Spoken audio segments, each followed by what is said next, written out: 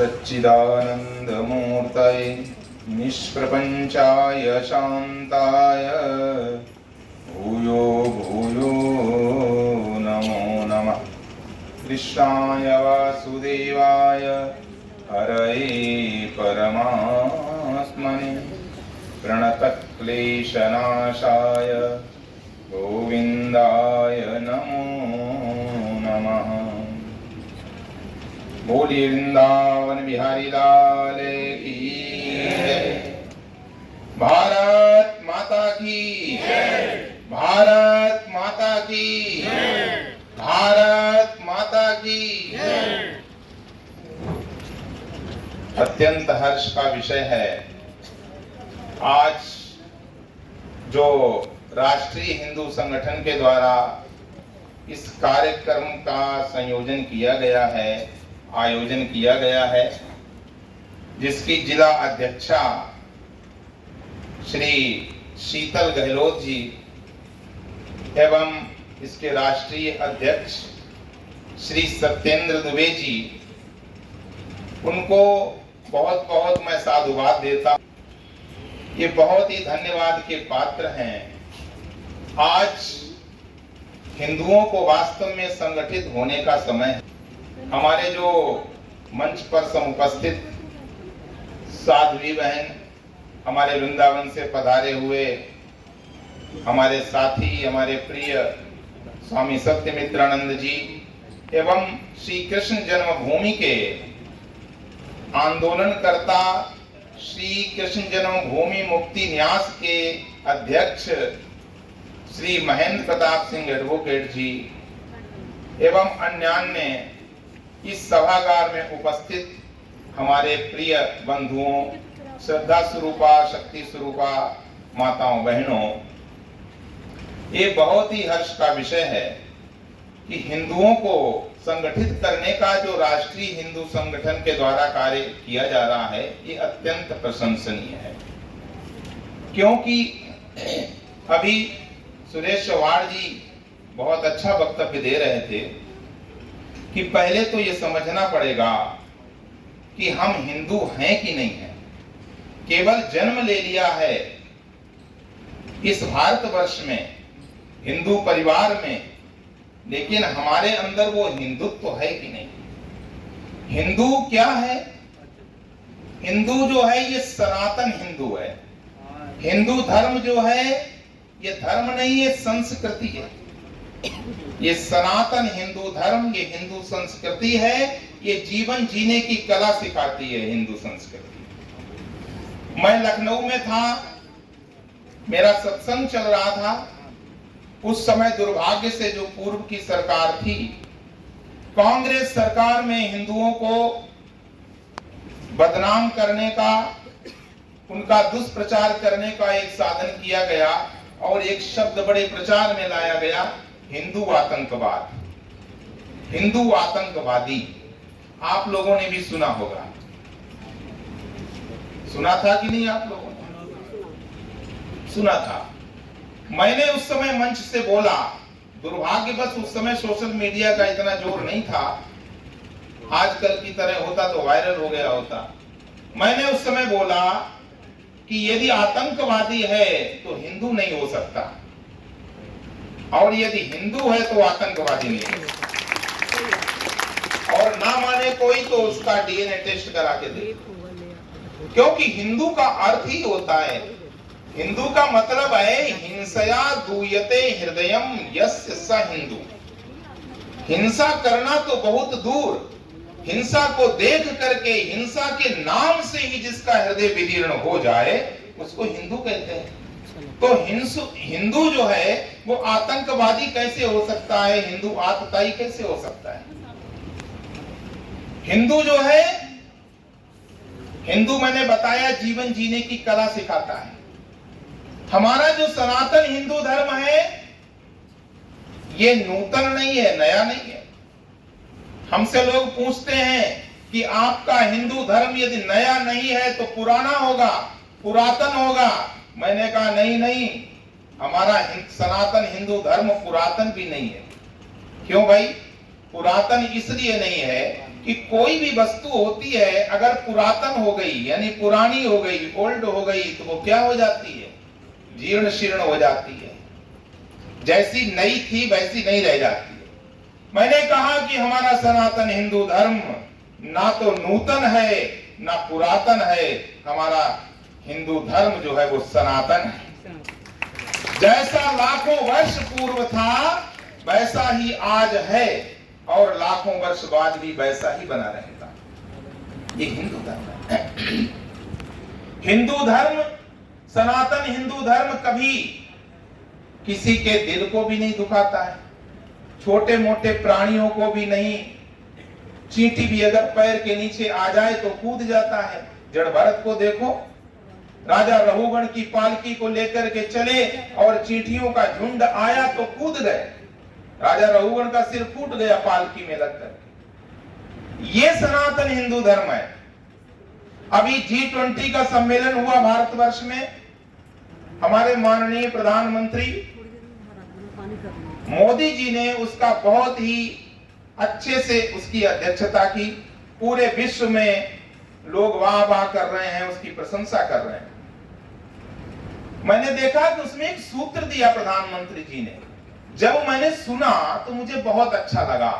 उन्होंने एक सूत्र दिया जब G20 की बैठक समाप्त हुई, और आप लोगों ने भी सुना होगा टीवी पर। और वो सूत्र क्या था कि स्वस्ति अस्तु विश्वस्य। किसने किसने सुना इसको? किसी ने नहीं सुना। अब आप देखिए कैसे हिंदू हैं आप, कितने अपडेट रहते हैं। हम लोग तो संत हैं, दिन रात भजन में रहते हैं, फिर भी सुन लिया। आप लोगों ने नहीं सुना। एक सूत्र दिया प्रधानमंत्री जी ने G20 सम्मेलन के अध्यक्षता, उसके समापन पे, कि स्वस्ति अस्तु विश्वस्य।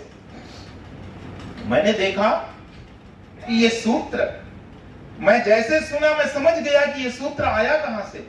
और प्रधानमंत्री जी को मैं आज इस राष्ट्रीय हिंदू संगठन के मंच से बहुत बहुत धन्यवाद देता हूं, बहुत बहुत साधुवाद देता हूं कि जिन्होंने भारतीय संस्कृति में जान फूंक दी है, जिन्होंने भारतीय संस्कृति को पुनर्स्थापित करने का प्रयास किया है। जो हमारे वेद कहते हैं, सर्वे भवन्तु सुखिनः, सर्वे सन्तु निरामयाः, सर्वे भद्राणि पश्यन्तु मा कश्चित् दुःखभाग् भवेत्। इसका मतलब क्या होता है? सर्वे भवन्तु सुखिनः, सभी प्राणी सुखी हो। ये नहीं कहा कि हिंदू सुखी हो, ये नहीं कहा कि भारतीय सुखी हो। पूरे विश्व के कल्याण का भाव है, विश्व बंधुत्व की भावना है। सर्वे भवन्तु सुखिनः, सर्वे सन्तु निरामया, सभी निरोगी हो। सर्वे भद्राणि पश्यन्तु, सभी कल्याणकारी देखें। दृष्टि कैसी हो? कल्याण। अच्छा, जो मंगलकारी चित्र है, क्योंकि जैसा चित्र देखोगे वैसा ही चित्त बनता है। इसलिए आज तो लोग देखते इतना गंदा है, इसलिए उनका चित्त भी गंदा हो जाता है। तो ये जो सूत्र दिया, ये कहां से दिया? ये जो निगम कल्पतरोर गलितम फलम शुक मुखादमृत द्रव संयुतम, जो वेदों का सार है श्रीमद् भागवत महापुराण। और उस श्रीमद् भागवत महापुराण से ये सूत्र लिया जो मोदी जी ने दिया, और मैं आज इसको विस्तार कर दे रहा हूं। जो मोदी जी ने 2 शब्दों में सूत्र दिया है कि स्वस्ति अस्तु विश्वस्य। ये पता है क्या है? स्वस्त्यस्तु विश्वस्य खला प्रसीदताम, ध्यायन्तु भूतानि शिवम मिथो धिया। ये सूत्र है। मनस्य भद्रस्य, मनस्य भद्रम भजता रघोक्षजे, आवेश्यताम नो मतिरप्य हेतु की। ये सूत्र है पूरा। ये कहां से लिया है मोदी जी ने? श्रीमद् भागवत महापुराण से। इसका मतलब क्या है? मोदी जी ने कहा कि स्वस्ति अस्तु विश्वस्य, यानी जो स्वस्त्यस्तु विश्वस्य को विच्छेद करके बताया, यानी संपूर्ण विश्व का कल्याण हो। ये किसका उद्देश्य है? ये सनातन हिंदू धर्म का जो ग्रंथ है, जो सनातन हिंदू धर्म का जो वैदिक वांग्मय है, वो ये उद्घोष करता है कि स्वस्ति अस्तु विश्वस्य, संपूर्ण विश्व का कल्याण हो। और क्या आगे कहते हैं, खला प्रसीदताम, जो दुष्ट हैं वो खुश रहें, दुष्ट जो है उनको भगवान सद्बुद्धि दे। क्योंकि अगर दुष्टों को सद्बुद्धि नहीं मिलेगी तो पत्थरबाजी बंद नहीं होगी, दुष्टों को सद्बुद्धि नहीं मिलेगी तो सिर धड़ से अलग करना बंद नहीं होगा। गोस्वामी तुलसीदास जी ने भी लिखा, बहुरी बंदी खल गण सती भाई। किसी ने पूछा गोस्वामी तुलसीदास जी से कि आप जो है खलों की, दुष्टों की दो दो बार क्यों वंदना कर रहे हो? पहले उन्होंने की होगी वंदना मानसिक रूप से, इसीलिए लगा रहे हैं बहुरी। बहुरी का मतलब क्या होता है? पुनः, अगेन। बहुरी बंदी खल गण सती भाई, मैं खलों की, दुष्टों की पुनः वंदना कर रहा हूं। किसी ने पूछा कि सज्जनों की वंदना तो आपने एक बार ही की और खलों की, दुष्टों की ये बार बार वंदना क्यों कर रहे हो? तो गोस्वामी तुलसीदास जी ने कहा कि सज्जन तो एक बार के कहने से ही मान जाते हैं, लेकिन दुष्ट बार बार कहने से भी मान जाए तो समझ लो बहुत बड़ी बात है। ये सज्जन और दुष्ट की पहचान होती है। तो देखिए, ये उद्घोष करता है श्रीमद् भागवत महापुराण, जो वेदों का उद्घोष है कि स्वस्तिस्तु विश्वस्य खलः प्रसीदता, दुष्ट हैं वो प्रसन्न हो जाएं, भगवान उनको सद्बुद्धि दे। ध्यायन्तु भूतानि शिवम धियो मना, कि जो प्राणी हैं, जितने भी प्राणी हैं विश्व के, उनके अंदर सद्भावना हो, एक दूसरे की भावना हो, एक दूसरे के प्रति जो द्वेष भरा है वो द्वेष समाप्त है। ये कॉन्सेप्ट किसका हो सकता है? किसी पंथ संप्रदाय का हो सकता है क्या? ये केवल सनातन हिंदू धर्म का हो सकता है। सनातन हिंदू धर्म ही ये कामना कर सकता है कि सभी के अंदर सद्भाव हो और मिथोधिया, सब एक दूसरे के कल्याण की बात सोचें। सभी लोग अपने कल्याण की बात सोचते हैं, सभी लोग अपने पंथ और संप्रदाय के कल्याण की बात सोचते हैं, और अगर उनकी बात नहीं मानी तो सिर धड़ से अलग कर लेते हैं। लेकिन सनातन हिंदू धर्म का ये उद्घोष है। सनातन हिंदू धर्म कहता है कि सभी प्राणियों में सद्भावना हो और सभी एक दूसरे का हित चिंतन करें। आगे उद्घोष करता है सनातन हिंदू धर्म का वैदिक वांग्मय श्रीमद् भागवत महापुराण। क्या कहता है? कहता है कि मनस्य भद्रम भजता दधोक्षदे, मन के अंदर जो भाव हैं, जो विचार हैं, वो कैसे हो? कल्याणकारी हो। मन के अंदर जो विचार हैं हमारे, वो कैसे होने चाहिए? कल्याणकारी होने चाहिए। और हमारी बुद्धि कैसी हो? स्वार्थ से भरी बुद्धि नहीं। ये निस्वार्थता का सिद्धांत, ये निस्वार्थता का जो कॉन्सेप्ट है, मैं चैलेंज करता हूं कि कोई भी पंथ संप्रदाय, धर्म तो एक ही है, धर्म है सनातन हिंदू धर्म, लेकिन जितने भी पंथ और संप्रदाय हैं, क्या कोई भी पंथ संप्रदाय इस बात का दावा कर सकता है कि वो निस्वार्थ हो सकता है क्या? ये निस्वार्थता का कॉन्सेप्ट केवल और केवल सनातन हिंदू धर्म के पास है, जो क्या कह रहा है कि ए आवेश्यताम नो मतिरप्य हेतुकी अहेतुकी मति ही, यानी जो बिल्कुल निस्वार्थ मति, निस्वार्थ बुद्धि, निस्वार्थ सोच, जिसके अंदर कोई स्वार्थ न हो, ऐसी सोच हो और ऐसी सोच के साथ पूरे विश्व के प्राणी उस भगवान के साथ, उस परमात्मा के साथ जुड़े जो इस विश्व का मंगल करे। इसी को मोदी जी ने उसके 2 शब्द का उद्घोष किया G20 सम्मेलन में, और वो क्या था? स्वस्ति अस्तु विश्वस्य। मैं गदगद हो गया था जिस समय मैंने ये शब्द सुना कि अभी तक क्या होता था। सन 2014 से पहले जितनी भी सरकारें आई, उन्होंने सनातन धर्म को, सनातन धर्म का पतन करने का प्रयास किया। उसको जो है कभी ऊपर उठने नहीं दिया, उसको कभी प्रमोट होने नहीं दिया। विद्यालयों में जो शिक्षा को समाप्त कर दिया गया, जो सनातन धर्म की शिक्षा थी। संविधान में धर्मनिरपेक्ष शब्द जोड़ दिया गया, सेकुलर शब्द जोड़ दिया गया। ये सेकुलर शब्द का अर्थ आप लोगों ने देखा होगा। क्या सेकुलर मीन्स धर्मनिरपेक्ष होता है क्या?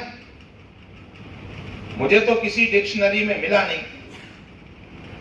सेकुलर शब्द का अर्थ क्या धर्मनिरपेक्ष होता है?